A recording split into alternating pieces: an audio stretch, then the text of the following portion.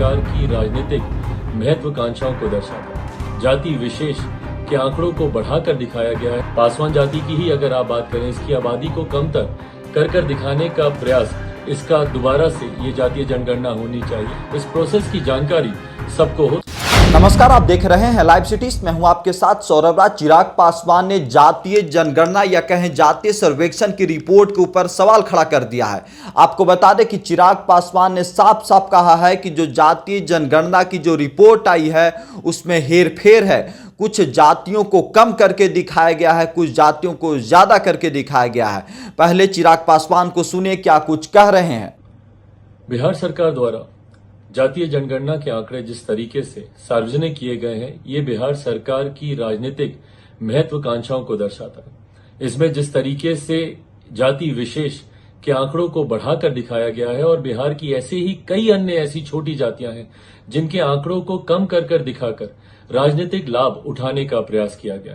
कई ऐसी अनुसूचित जाति जनजाति की छोटी जातियां हैं या पिछड़ा अति पिछड़ा वर्ग से आने वाली कई ऐसी अन्य जातियां हैं जिनके आंकड़ों को कम कर दिखाने का प्रयास अपनी राजनीतिक महत्वाकांक्षाओं को पूरा करने के उद्देश्य के साथ किया गया है। पासवान जाति की ही अगर आप बात करें, इसकी आबादी को कमतर कर दिखाने का प्रयास राजनीतिक लाभ लेने की दृष्टि से ही किया गया है।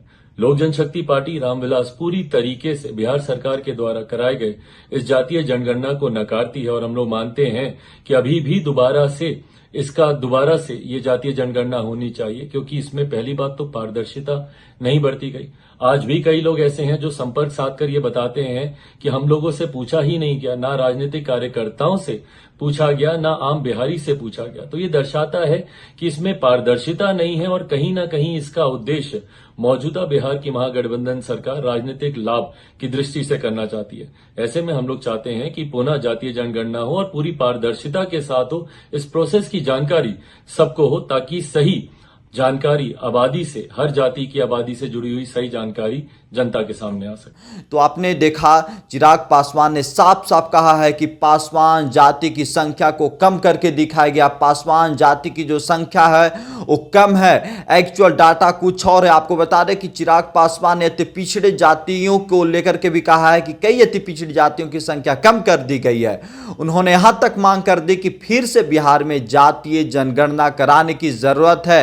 ये जो डाटा सार्वजनिक की गई है, जो रिपोर्ट आई है, वो सही नहीं है। आपको बता दें कि चिराग पासवान लगातार नीतीश कुमार के विरोध में बोलते आए हैं, लेकिन अब वो जातीय जनगणना के रिपोर्ट के ऊपर सवाल खड़ा कर दिया है। आपको बता दें कि नीतीश कुमार, लालू प्रसाद यादव, तेजस्वी यादव लगातार इस जातीय जनगणना की रिपोर्ट को ऐतिहासिक बता रहे हैं। विपक्ष के कई सारे लोग बिहार के इस मॉडल को पूरे देश भर में लागू करने की बात कर रहे हैं। वहीं चिराग पासवान ने कहा है कि बिहार में जो जातीय जनगणना हुई है वो सरकार के मंशा के ऊपर सवाल उठाती है कि किस तरीके से इस रिपोर्ट में हेरफेर की गई है, कैसे कुछ जातियों की संख्या कम करके दिखाई गई है, और नीतीश सरकार के ऊपर सवाल खड़ा कर रहे हैं। दिल्ली से सौरभ राय, लाइव सिटीज।